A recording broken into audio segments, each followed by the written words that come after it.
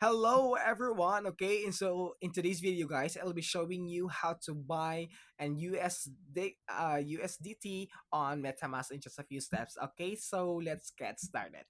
So what we're gonna do, guys, we need to open our MetaMask extension. Okay, so after that, I wanted to open it on full screen, and for us to buy the USDT on MetaMask, guys, you can click this buy button and it will take you to the buy and sell cryptocurrency on MetaMask.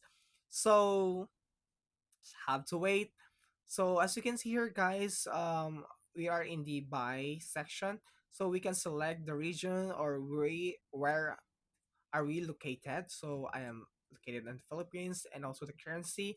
So I wanted to put it Philippine peso. So it says that we need to buy a minimum of 700, let's say 2000. Okay, so here, guys, for us to buy the USDT, you can select the cryptocurrency here, guys. So let's say USDT. Okay, so this one. Okay, you can select this one or this one, the BNB chain. Okay, after that, guys, we can also select our payment method.